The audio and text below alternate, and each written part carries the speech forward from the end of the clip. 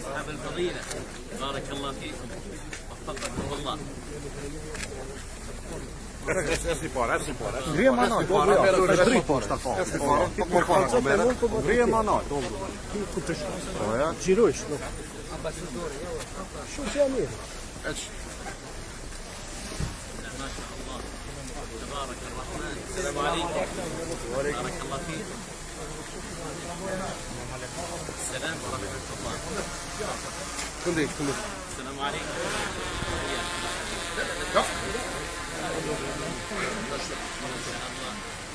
السلام عليكم.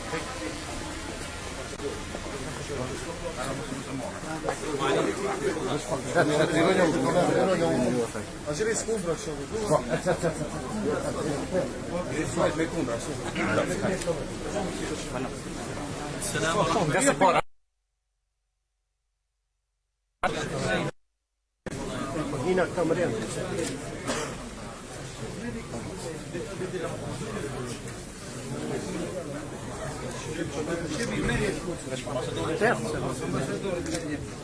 اسمع من باشا انفق من باشا هاي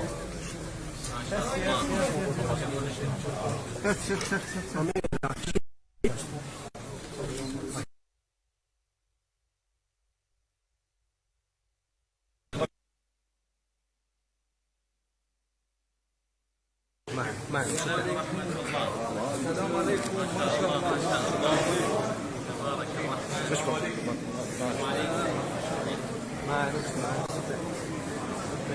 مصري مصري. السلام عليكم. Dole starqit me unë.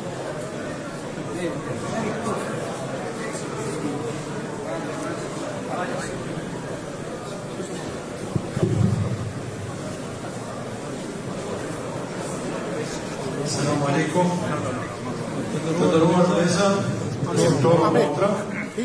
Hiqëm pak, ju lutem ta bëni qetësi me gjithë respektin më të madh për të respektuar delegacion të lartë. Unë si shqetësi jemi në xhami dhe do përgatit të falim namazin në akşam. Nderori tani përgjithësisht Itali Islam, Resul Ulema, Gjafisi Çekilet Kamkar, shumë i respektoj misafir i veçantë sonte i tetovës, besimtarët tetovës i xhamis tonë nga imami i qabes madhrueshme, doktor Majt Vajtli. Gjithashtu prezent e kemi edhe ekselencin e tij, ambasadorin e Saudisë në Republikën e Shqipërisë dhe shumë misafir të lartë. Do të kemi nderin që sonte imami i qabës madhrueshme të na primë namazin e akşamit në këtë xhami dhe për shkak të agjendës që ka të ngarkuar dhe takimeve dhe bisedave që duhet të zhurojë me autoritetet më të larta të tetovës dhe të bashkisë shqiptare, me njëherë pas faljes së akşamit namazit të akşamit farzit, do të vazhdoj imami me këshilla që do të na drejtohet neve, kështu që sunetet e namazit të akşamit edhe dhikret edhe tesbihet do t'i bëjmë më vonë në mënyrë individuale. Por mos me prishur protokollin e rrjedhën e imamit të nderuar, pra do të veprojmë në këtë mënyrë. Prandaj nuk mund ngelet asgjë tjetër përveç se në emër të Muslimisë së Tovës, në emër të gjithë besimtarëve të Tovës dhe në emër të këtij xhamati këtu që janë prezent, falenderoj Reisul Sulejman që është edhe sekretari i organizimit të kësaj vizite këtu në Maqedoninë e Veriut të këtij delegacioni të lartë. Ta falenderoj shumë nga zemra imamin e nderuar Dr. Mahinin dhe inshallah vazhdon edhe më tej të na vizitojnë edhe hera tjera. Gjithashtu ta falenderoj edhe ambasadorin e Arabisë Saudite dhe sigurisht që edhe qeverinë e Arabisë Saudisë që në programin e tyre kanë vendosur që të bëjnë vizita këtu te ne për xhamatin ton musliman. Allah i razi, faleminderit shumë, Zoti ju shpërbleft, imam i nderuar dhe juve të gjithëve besimtarë të nderuar që jeni sonte këtu prezent, me respektin më të madh, me qetësinë dhe tërbijen që i takon besimtarëve të Tetovës, ta presim misafirin e ta përcjellim në mënyrën më të mirë. Assalamu alaikum wa rahmatullahi wa barakatuh. Mund të mezinit filloje me kametin. Allahu akbar, Allahu akbar, Allahu akbar, Allahu akbar. Ashhadu an la ilaha illa Allah, ashhadu an la ilaha illa Allah. أشهد أن محمدًا رسول الله أشهد أن محمدًا رسول الله حي على الصلاة حي على الصلاة حي على الفلاح حي على الفلاح قد قامت الصلاة قد قامت الصلاة الله أكبر الله أكبر لا إله إلا الله استووا أقيموا صفوفكم وتراصوا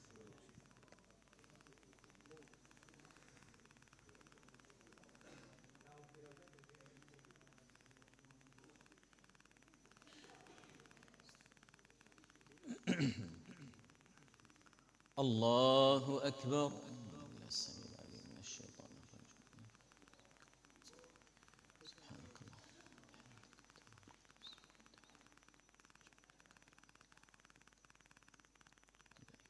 سبحان الله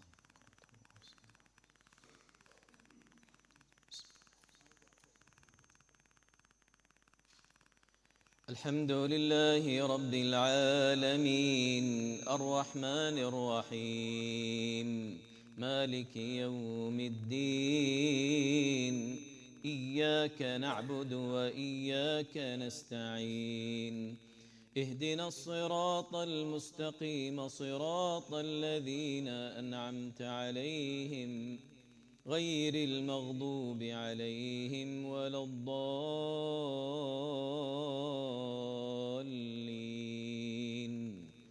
آمين وإذا ما أنزلت سورة فمنهم من يقول أيكم زادته هذه إيمانا فأما الذين آمنوا فزادتهم إيمانا وهم يستبشرون وأما الذين في قلوبهم مرض فزادتهم رجسا إلى رجسهم وماتوا وهم كافرون أولا يرون أنهم يفتنون في كل عام مرة أو مرتين ثم لا يتوبون ولا هم يذكرون وإذا ما أنزلت سورة نظر بعضهم إلى بعض هل يراكم من أحد ثم انصرفوا صرف الله قلوبهم بأنهم قوم لا يفقهون لقد جاءكم رسول من أنفسكم عزيز عليه ما عنتم حريص عليكم بالمؤمنين رؤوف رحيم فإن تولوا فقل حسبي الله لا إله إلا هو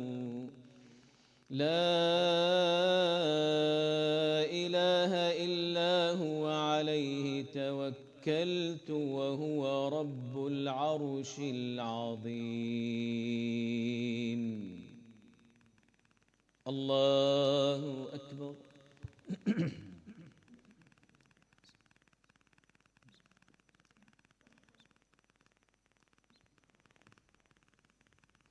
سمع الله لمن حمده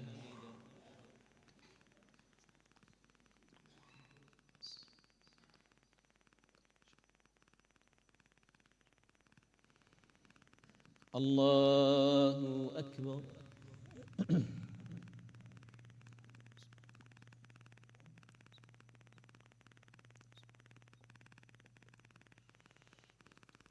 الله أكبر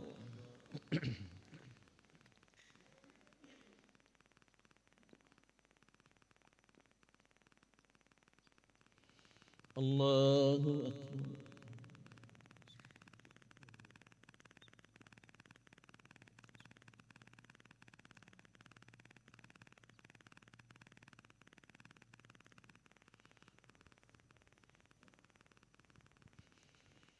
الله أكبر الحمد لله رب العالمين الرحمن الرحيم مالك يوم الدين إياك نعبد وإياك نستعين اهدنا الصراط المستقيم صراط الذين أنعمت عليهم غير المغضوب عليهم ولا الضالين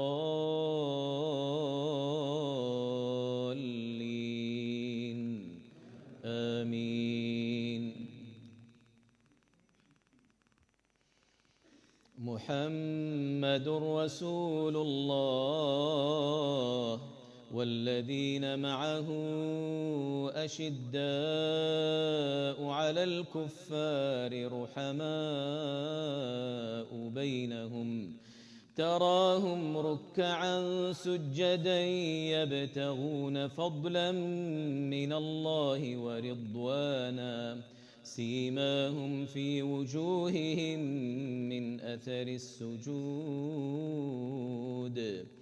ذلك مثلهم في التوراة ومثلهم في الإنجيل كزرع أخرج شطأه فآزره فاستغلظ فاستوى على سوقه يعجب الزراع ليغيظ بهم الكفار وعد الله الذين آمنوا وعملوا الصالحات منهم مغفرة وأجرا عظيما الله أكبر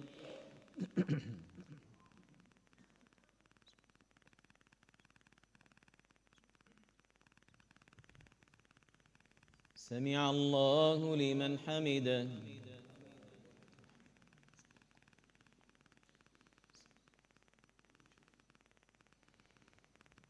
الله أكبر.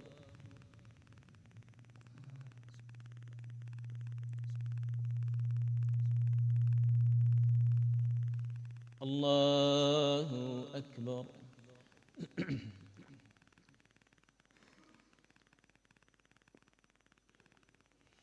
الله أكبر.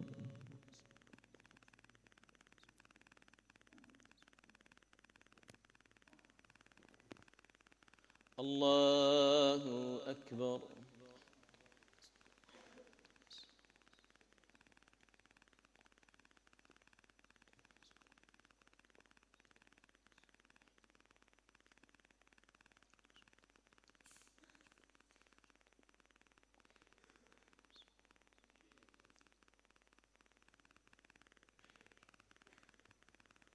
الله أكبر. بسم الله.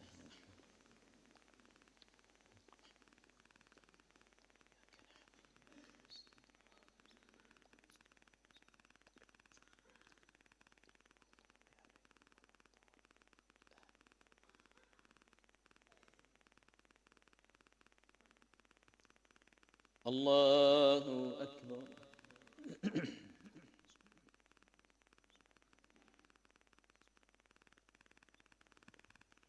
سمع الله لمن حمده.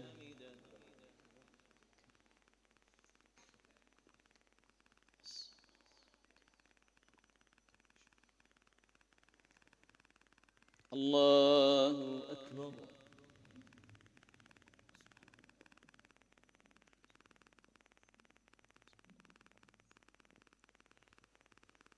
الله أكبر.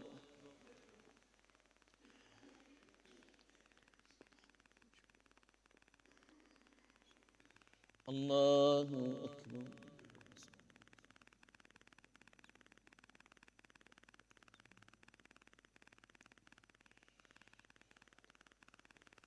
الله أكبر.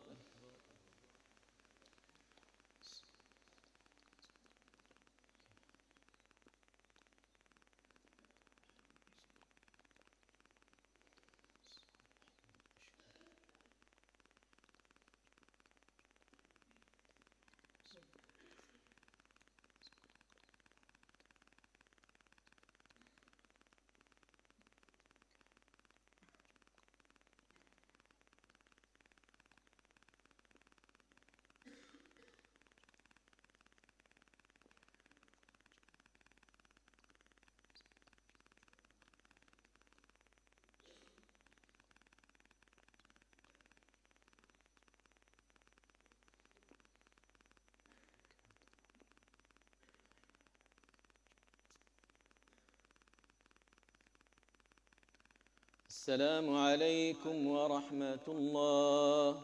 السلام عليكم ورحمة الله. استغفر الله. استغفر الله. استغفر الله. اللهم أنت السلام ومنك السلام، تباركت يا ذا الجلال والإكرام. لا إله إلا الله وحده لا شريك له، له الحمد وعلى كل شيء. لا إله إلا الله لا نعبد إلا له النعمة وله الفضل وله الثناء والحسن إلا الله مخلصين له الدين ولو كره ولا ينفع ذا الجد منك الجد. لا حول ولا قوة إلا بالله.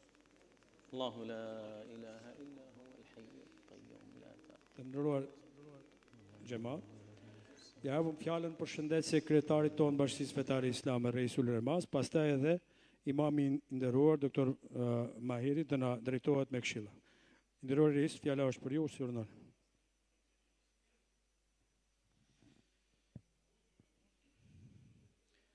Bismillahirrahmanirrahim.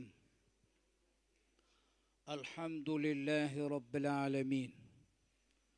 Nahmaduhu wa nasta'inu wa nastaghfiruhu wa nastahdihi wa na'udhu billahi min shururi anfusina wa min sayyiati a'malina. Man yahdihillahu fala mudilla lahu wa man yudlil fala hadiya lahu.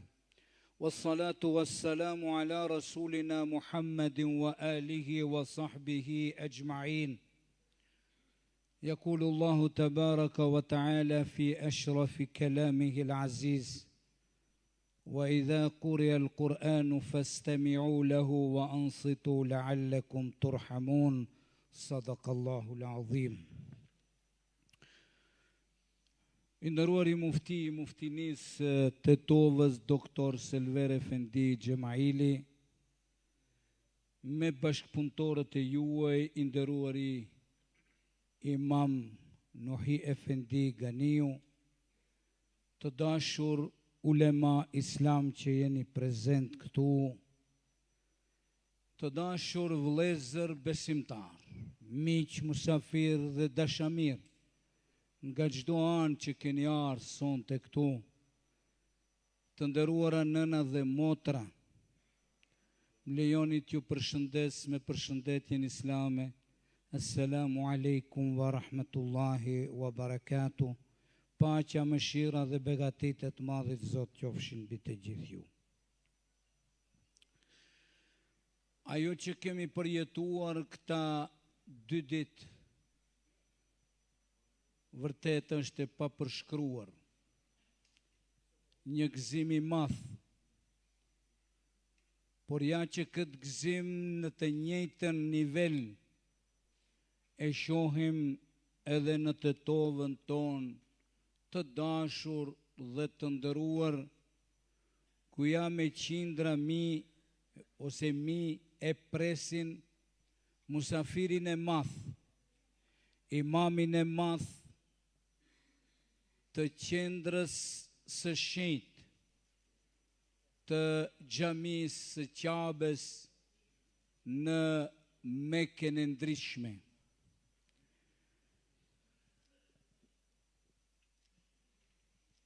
Ka qenë aktiviteti jon, synimi jon viteve të fundit, që popullit ton musliman të realizojmë një dëshirë, të sjellim njërin nga imamët e Qabes së shenjtë. Dhe me kaderin e Allahut fuqiplot, me angazhimin e të gjithë neve, me siguri këtu kryesorja ka qenë zemrat e juaja, dashuria e juaj ndaj Qabes, ndaj vendeve të shenjta. Dhe ja, sonte kemi fatin dhe nderin të kemi imamin e njohur në të gjithë botën, zëri të cilit ndëgjohet nga miliarda njerëz. E kemi të shtrenjtin dhe të dashurin ton, profesor doktor Mahir Muajkali. Allahu Gjelle Shanuhu e ruajt nga çdo e keq. Ne i falenderojmë shumë në emër të gjithë besimtarëve të Maqedonisë. Dhe Allahu e shpërbleft me shpërblimet e tij të pakufishme. Po ja që marrëdhëniet e mira me Bashkinë Fetare Islame viteve të fundit, me ambasadorin që e kemi pranë këtu, të nderuarin ambasador Zotri Faisal bin Gazi Hifdhi, Hafidhahullah, i cili me zemrën dhe shpirtin e sinqert të tij, duke parë sinqeritetin e besimtarëve të Maqedonisë, bashkëpunimin e mirëfillt, arritëm të jemi të afërt me mbretërinë e Arabisë Saudite, me ministrit. Dhe ja që ambasadori na e bëri këtë mirë që sot dhe këta ditë në vendin ton të jetë imami i Qabes. Ta them të drejtën, nuk e kam menduar se dy sende, njërën se me kaq emocione, shpirt dhe zemër do të pritet imami i Qabes. Por ajo që më ka bërë krenar dhe të lumtur, emocionet dhe respekti i madh i rinisë son. Ka do që kemi shkuar, rinia ka qenë këmbë, si që shoh edhe sonte në Tetovën legjendare dhe universitare. Njerëzit më paraqiten, a e kanë mirë fetarisht, a se kanë mirë, po unë i kuptoj atë e thonë nga emocionet, nga dashuria. Thonë, Reis Efendi, falemderës shumë, na duket si kur na e keni prun Qaben këtu në Maqedoni. I kuptoj plotësisht këtë fjali. Dashuria e madhe ndaj simbolit të Qabes së bekuar e bënd veten dhe ne të gjithë si Bashki Islam, duke patur nivelin e lartë i imami, të angazhuar të gjitha strukturat e rahatis se imamit të ndëruar, pra strukturat tona shtetërore, të cilët kanë dhënë një kontribut të jashtëzakonshëm në përcjelljen, organizimin, pritjen e musafirit të lartë me delegacione. Andaj ju falenderoj publikisht të gjitha strukturave tona zyrtare që e japin kontributin e jashtëzakonshëm. Po ashtu falenderoj ekipin organizativ të koordinuar nga drejtori për marrëdhënie me botën arabe, Zotri Ismet Efendi Ademi, të cilët plot 24 orë janë në shërbim të imamit të Qabes edhe atë pa fije, lodhje dhe me kënaqësi. Ajo më e mira, vëllezër të dashur, është kjo numri madh që ju ke jeni angazhuar të jeni masovikisht dhe të shprehni besimin tuaj ndaj Allahut fuqiplot, dashurisë ndaj Islamit, ndaj Qabes, ndaj besimit, ndaj kombit, vatanit e kështu me radhë. A imami ynë nderuar përveç zërit të bukur, vërtet ka dhënë porosi të jashtëzakonshme, lidhshmërinë me Zotin, praktikimin e urdhrave të madhit Zot, dashuria në mes njerëzve, kultivimi i paqes, i solidaritetit, i humanizmit, i respektit ndaj të gjithëve pa marrë parasysh kuj besimi dhe etnikumi i takon. Andaj prezenca imamet madh është që të shpërndaj frymën e dashurisë në mes njerëzve, jo vetëm në Maqedoni, por në gjithë botën. Edhe njëherë, ju falemderës shumë, Zoti ju bekoft, por mbi të gjitha falenderojmë mbretërinë e Arabisë Saudite, të udhëhequr nga kujdestari i 2 haremeve, ekselencës së tij mbretit të Arabisë Saudite, Selman bin Abdulaziz Al Saud, si dhe trashëgimtarit të fronit mbretëror, ekselencës së tij Muhammed bin Selman, hafidhehum Allah. Edhe njëherë falemderës shumë, Zoti i bekoft.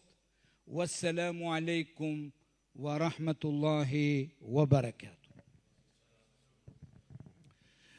Falenderojmë kryetarin e Bashkisë Islame për këto këshilla të bukura dhe tani japëm fjalën doktor Mahir, imamit ton të Qabes së Madhnueshme, të na drejtohet me këshillë. Tafadhal. Bismillah.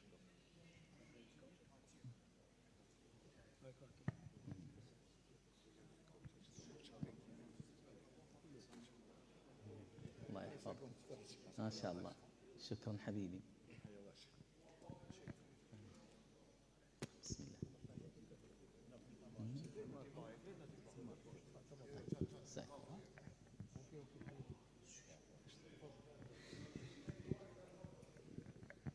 السلام عليكم ورحمة الله وبركاته.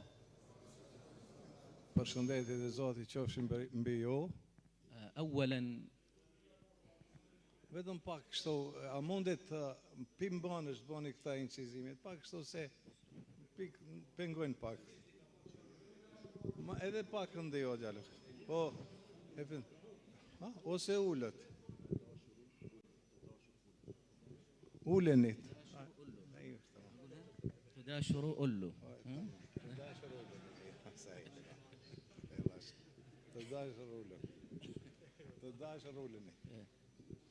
قولوا يلا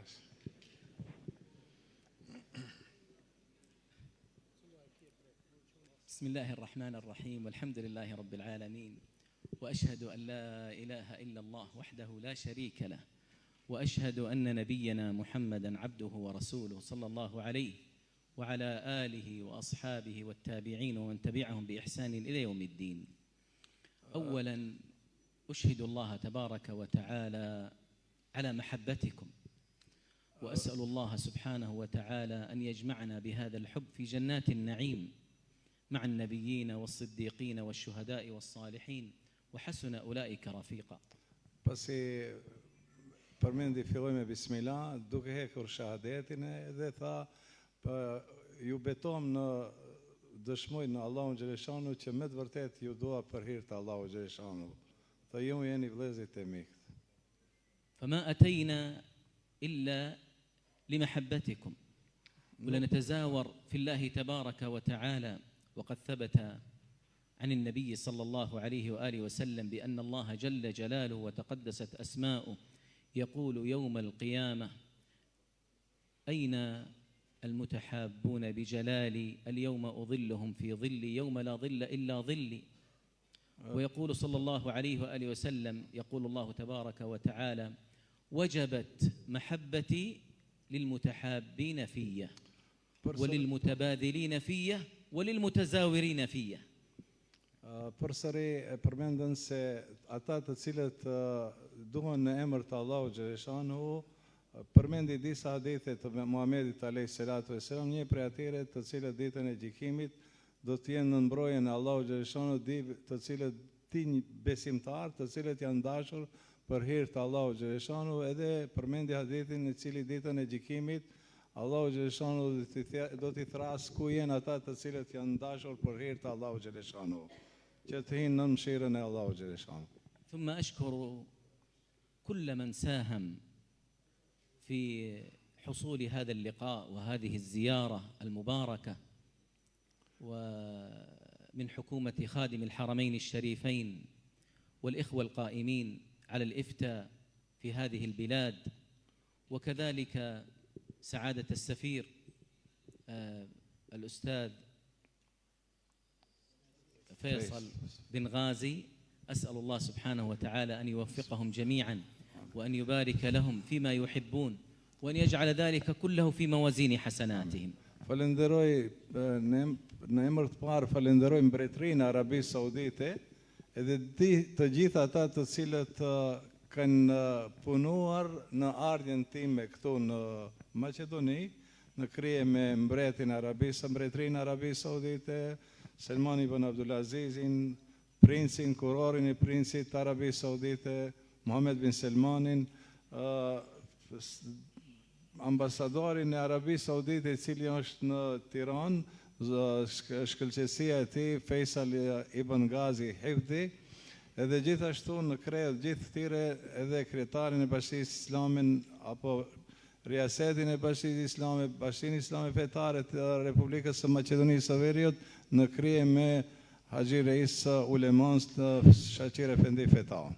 يقول الله تبارك وتعالى لقد جاءكم رسول من أنفسكم عزيز عليه ما عنتم لقد جاءكم رسول من أنفسكم عزيز عليه ما عنتم حريص عليكم بالمؤمنين رؤوف رحيم. حريص عليكم.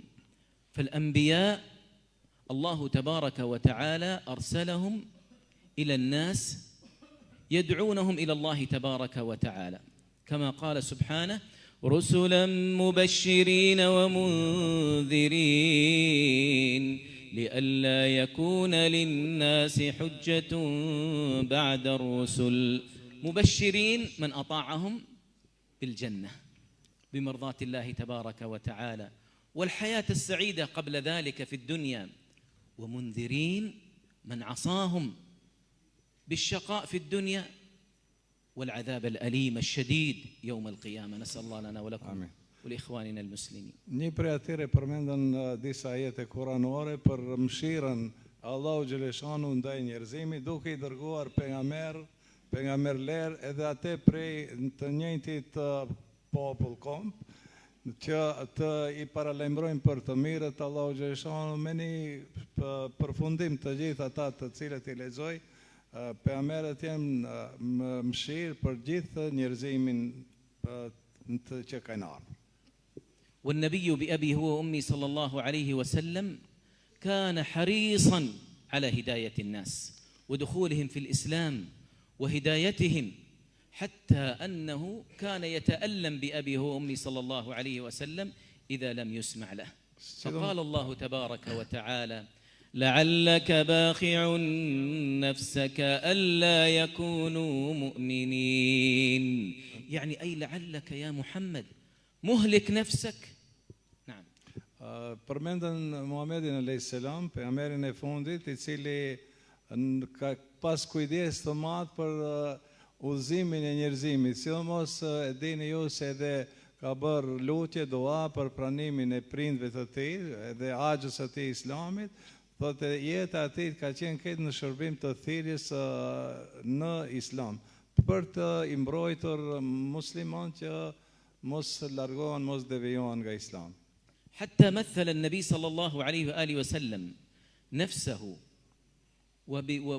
والناس فيقول: إنما مثلي ومثلكم كمثل رجل أوقد نارا فأخذ الفراش وهوام الأرض يسقطون فيها، فأنا آخذ بحجزكم وأنتم تقحمون في النار. هكذا مثل نفسه بأبي هو وأمي صلى الله عليه وآله وسلم، وحرصه على هداية الناس وبعد الناس عنه وعدم استجابتهم له. Allahu xhaleshanu tregon për Muhamedit alayhis salam se ka qenë njëri I cili me vërtet edhe përmendën një shembull se unë jam si atë shtratin kur e shtrojmë, edhe ndër shtratin është zjarri I kallët dhe punoj vetëm për të shpëtuar njerëzit nga I zjarri I cili është djegës, edhe qëllimi I Muhamedit alayhis salam ka qenë që ti mbrojë njerëzit në rrugën e drejtë, ti ruaj nga zjarri I xhenemit. بل كان صلى الله عليه وسلم يتعامل مع أناس هو في أشد الحرص على هدايتهم وهم في أشد الحرص على قتله وإيذائه بأبيه وأمي صلى الله عليه وسلم، حتى قال الله تبارك وتعالى: وإذ يمكر بك الذين كفروا ليثبتوك أو يقتلوك أو يخرجوك ويمكرون ويمكر الله والله خير الماكرين.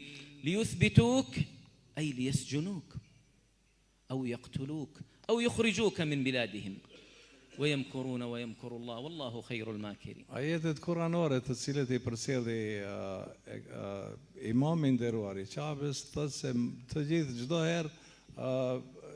çdo herë bëjnë tentativa për ta penguar Islamin, edhe në kohën e Muhamedit alayhis salam, mirë po përsëri pejgamberi alayhis salam ka qenë në vazhdimsi I fortë, I fuqishëm, edhe nuk ka qenë I luhatët në thirrjen të cilën e ka saktuar Allahu xhaleshanu për ta nxjerrë në dritën e Allahu xhaleshanu.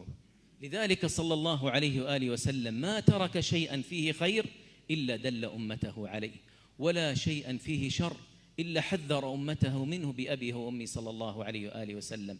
فالخير كل الخير في اتباعه بأبيه وأمي عليه الصلاة والسلام، والشر في البعد عن طريقه بأبيه وأمي عليه الصلاة والسلام. Për atë për Muhamedit alayhis salam çdo I cili ndjek rrugën e pejgamberit alayhis salam është I udhëzuar, edhe ata të cilët largohen, devijojnë nga rruga e pejgamberit alayhis salam, nga rruga e sunetit Muhamedit alayhis salam janë të humbur.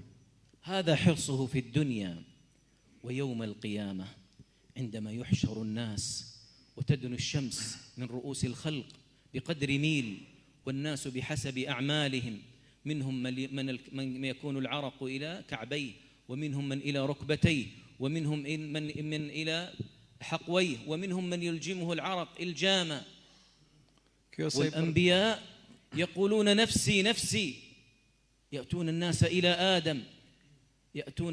إلى آدم عليه السلام فيقول نفسي نفسي ثم يأتون إلى نوح فيقول نفسي نفسي ثم يأتون إلى موسى إلى إبراهيم ثم إلى موسى ثم إلى عيسى ثم يأتون إلى محمد بأبيه وأمي صلى الله عليه وآله وسلم فيقول أنا لها فيأتي ويسجد عند عرش الرب جل جلاله وتقدست أسماؤه فيقول الرب يا محمد ارفع رأسك وسل تعطى واشفع تشفع فماذا يقول؟ لا يقول نفسي نفسي وإنما يقول أمتي أمتي يا رب. الله أكبر. Tregoj për punën e cila do të vjen në ahiret, ngjarjet të cilat do ndodhin, të gjithë njerëzit do të kenë ata problemet e veta dhe secili do të thotë për veten e vet, do të kërkojë ndihmë, do të fillojnë nga pejgamberët, mos I përmendin, nga Ibrahimi alayhis salam, Hazreti Isa, të gjithë pejgamberët nuk do të kenë mundësi për të ndihmuar umetet, pa marrë parasysh, pa edhe umetet e tjera që kanë qenë më herët. Do të pejgamberi alayhis salam do të bëjë sejdë Allahu xhaleshanu, do të I përulet Allahu xhaleshanu dhe Zoti xhaleshanu thotë çoje kokën o Muhammed. Pa kur e çon kokën Muhamedi alayhis salam prej sejdës, Allahu xhaleshanu thotë urdhno thotë peje çka dosh. Pejgamberi alayhis salam nuk folën për në veten e vet, por thotë 3 herë ummeti ummeti, që do thotë edhe ajo ndërmjetësimi I pejgamberit alayhis salam ditën e gjykimit kur do të jetë si e përmendi shehi apo doktor Mahiri, imam I Mekës, se djersitë të njerëzit do të mbulohen me djersa, ashtu do të jetë temperaturë e madhe. Pejgamberi alayhis salam jo vetëm këtë botë, po edhe në botën tjetër do të jetë ndërmjetësues, edhe do të jetë prej atyre të cilët do të luftojë që ummeti I atij që mos të hinë në xhenet.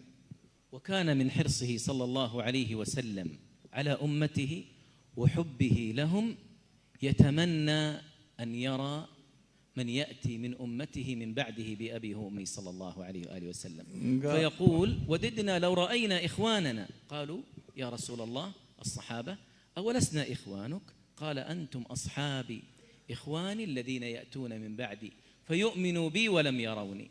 Hazreti Pejgamberi alayhis salam çdo herë ka dash për ne, për umetin I cili do të vjen, edhe me një rast prej rastëve shokëve vet u ka thonë se do të vjen një umet I cili do të jenë vëllezërit e mi.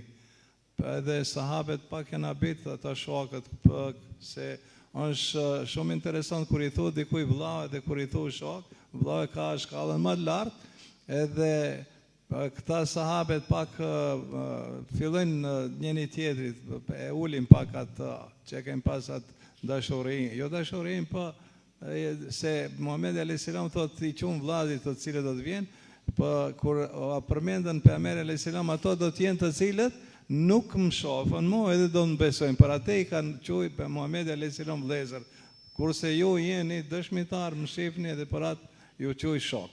Ka dallim shok dhe vllau.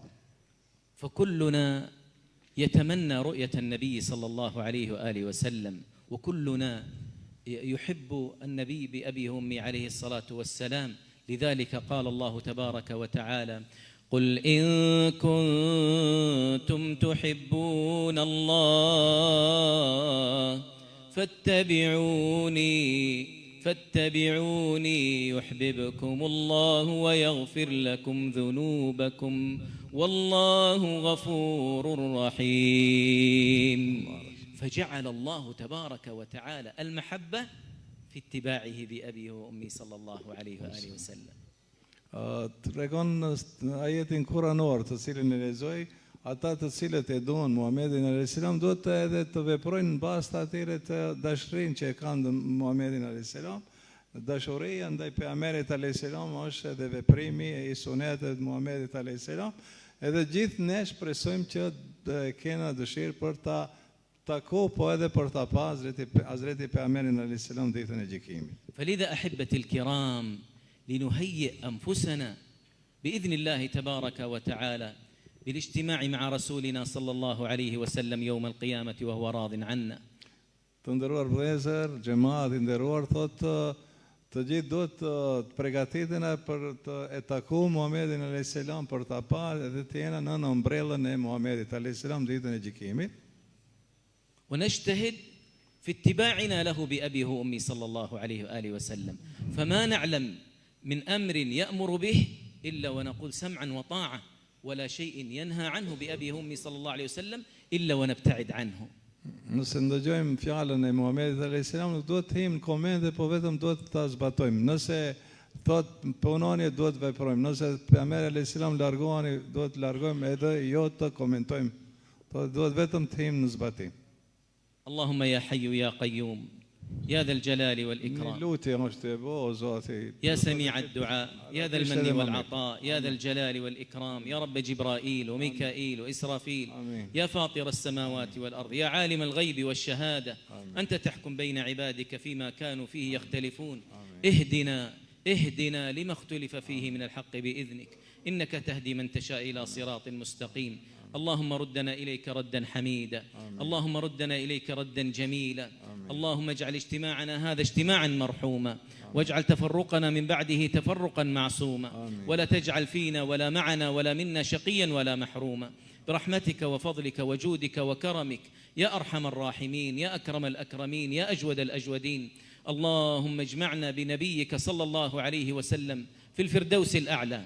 اللهم مع آبائنا وأمهاتنا وأزواجنا وذرياتنا وإخواننا وولاة أمرنا وعلمائنا وكل من أحبنا فيك وكل من أحببناه فيك برحمتك وفضلك وجودك وكرمك ومنتك يا أرحم الراحمين. اللهم يا سميع الدعاء يا ذا المن والعطاء يا ذا الجلال والإكرام يا من تسمع كلامنا وترى مكاننا وتعلم سرنا وجهرنا، اللهم فرج هم المهمومين من المسلمين ونفس كرب المكروبين واقض الدين عن المدينين واشف مرضانا ومرضى المسلمين. اللهم أصلح أحوال المسلمين في كل مكان، اللهم أصلح أحوال المسلمين في كل مكان، اللهم أصلح أحوال المسلمين في فلسطين، اللهم أصلح أحوال المسلمين في فلسطين، اللهم كن لهم معينا ونصيرا برحمتك وفضلك وجودك وكرمك يا أرحم الراحمين. اللهم احفظ المسجد الأقصى واجعله شامخا عزيزا إلى يوم الدين برحمتك يا أرحم الراحمين يا أكرم الأكرمين يا أجود الأجودين. اللهم يا سميع الدعاء يا ذا المن والعطاء، اللهم اغفر لآبائنا وأمهاتنا كما ربونا صغارا. اللهم من كان منهما ميتا فاجعل قبره روضة من رياض الجنة، ومن كان منهما حيا فأطل في عمره وأحسن في عمله، واختم لنا وله بخاتمة الإحسان برحمتك يا منان يا ذا الجلال والإكرام. سبحان ربك رب العزة عما يصفون وسلام على المرسلين والحمد لله رب العالمين. والسلام عليكم ورحمة الله.